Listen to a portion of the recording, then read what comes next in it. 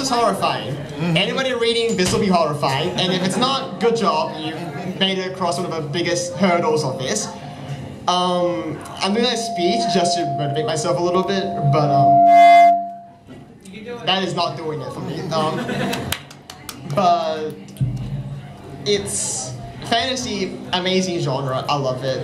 Best thing about it, I get to ignore the real world, because who doesn't? Who doesn't want to do that? There's awful stuff going on out there. But this is a story about a character. I'm so afraid of it. This is about a character shedding who she is, and I guess you'll see it when I read it. I was editing it today. Content warning: there is harm to a wild animal, not like a domesticated dog. It's like a wolf. That's it. That's all I'll say. So if you don't want to read about, if you don't want to hear about that, just step outside, please. Jesus.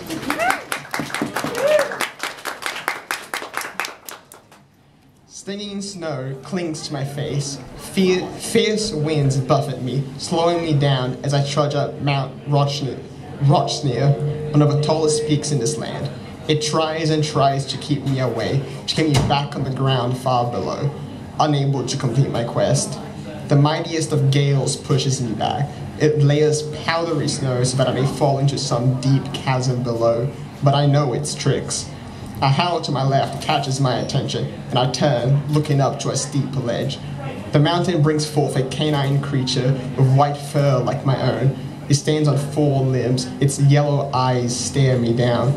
Yet when it stares into my blood-red eyes, when it looks at my vicious claws, sharpened fangs, masculine ancestral horns, and giant muscled stature, it hesitates, but only for a moment. It leaps onto my arm, digging its teeth into my flesh, hanging for its life as it tries to rend flesh from bone by violently shaking its body. The pain that strikes...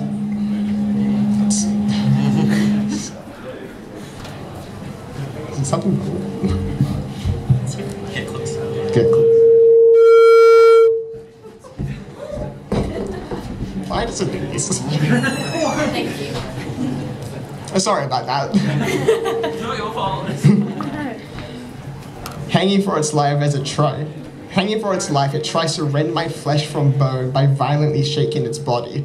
The pain that strikes me doesn't shake me to my core. It can't sway me. All it does is make my decision absolute. I use my free hand to tear it away with ease, free from its jaws and grip its head tightly like a vice, and with one sudden movement, I twist its neck. There is only a whisper of a crack as the wind carries it away. I drop the husk of the beast, letting it crumple into the snow, and I move on as if nothing had happened, but a rogue thought gnaws at my mind. My heart hangs loosely around my neck, slowly losing its tether to my soul. Should I truly go up this mountain? Perhaps I should just reinforce it. Will it truly get in my way if I let it stay? I close my eyes and shake my head. I must do this. The mountain stands no chance to stop me, but as I climb, there is a dread of returning to the palace walls that tears me up inside. There is a well of rage that begins to slowly boil. In an attempt to avert it, I begin to reflect, a luxury my father never afforded me during my training. I remember reaching the end of my growth, when the magic in my body flooded my veins, the magic that gives the S-Snow their towering height and strength. I remember when I was akin to that of a human, how I could look straight ahead, to look them in the eyes, how I had to look up to my father who was twice as tall, but now I am forced to look down at him. I can confidently say that I am the tallest out of all the kingdoms in this land. How am I rewarded for such a feat? Everywhere I go, wide eyes and hushed whispers follow me. None of them wish to deal with the bastard princess, the ice general, the royal berserker. None of them wish to deal with Hailstorm Burbiter. They all fear me.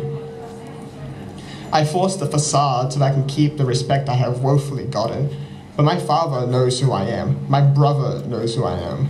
My mother knew who I was. I clutch at a locket that hangs around my neck like a lifeline to who I am, to who I was. The further I go up this mountain, the more I realize that I am not the child who lost her mother. I am not the princess who bled again and again, and I am not some sheltered royal who strives to only do diplomacy like my brother.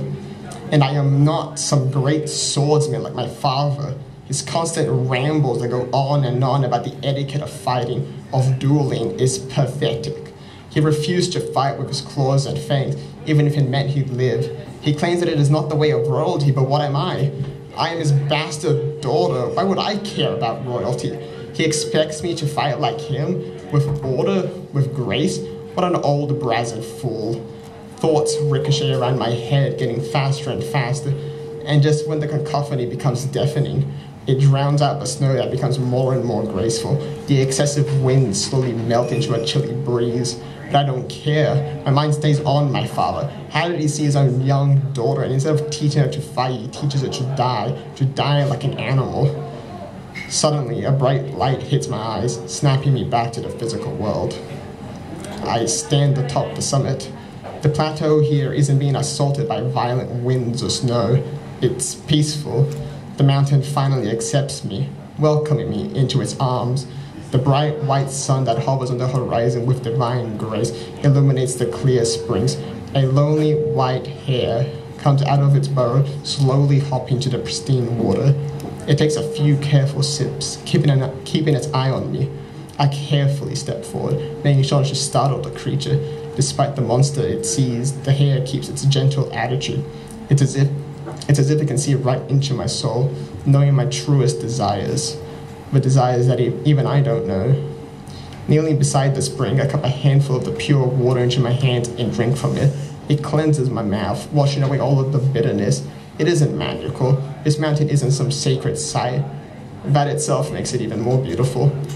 Cupping more of the water, I splash it onto my face, feeling the warmth from it comforting me as I begin to do the hard part of this quest. I cradle the locket that hangs around my neck, the golden heart attached to its equally valuable chain. I open it, and the engravings of my own initials and my mother's carve a path in my mind. I'll never forget the day she gave it to me, the day I was walking through a gentle snowfall in a moonlit forest with my father. My father didn't want to be seen with her, even though he loved her. It never made sense to me, and it still doesn't. Even if he hadn't cared about his reputation, maybe I would have seen her more. The day I met her, I saw exactly what I took from her. Her white coat, her crimson eyes. I ran towards her and hugged her. We talked as much as we could in the small time we had, and at the end, she handed me the locket. She handed the locket to me, telling me to guard it well so that she could always be with me. It's only now that I realize I can't do that. I tear the locket from my neck, snapping the chain. My beating heart tries to break apart, but my own conditioning keeps it together. The locket rests in my clenched fists. I don't know what to do with it. The hare jumps away from the clean water, returning to its comfortable burrow. Standing up with nowhere else to go, I follow the tracks it leaves in the ground to its home. It's just a small hole in the ground. It's something so simple, and yet it's dependent on it to live through the harsh nights. The locket scorches my flesh from the love inscribed onto it. I place my careful yet shaking hand into the burrow and freeze. Letting go is the hard part. I stay for a long time with the locket in my hand, waiting for something to give me permission to drop this part of me. It's the sun that gives me permission. I see it rising in the sky, going higher and higher. I remember clear skies and warm days where I didn't bleed, the days I spent in my mother's arms. I drop the locket and take careful steps back, entrusting it to the nature around me. I didn't need a locket for my mother to follow me through the world. I just need the memories she gave me throughout the years. Please forgive me for abandoning your precious gift, but I can't have you weighing me down all my life. I rub my burning eyes as I go back down, not as Idania, the bastard princess, but as Hailstorm the Bitter, a child taught to bleed, to protect anyone and everyone, forever.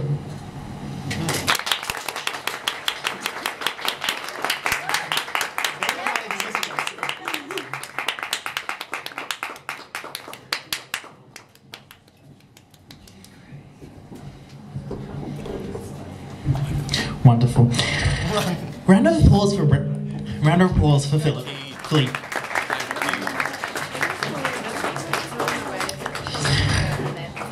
For being the first reader, I thought it was only appropriate to give Felipe a sticker. We do have some wonderful stickers up here of the New World Lit Salon. So if you would like one, come up and say hi. For all the readers, you are getting one just because you're doing amazing jobs.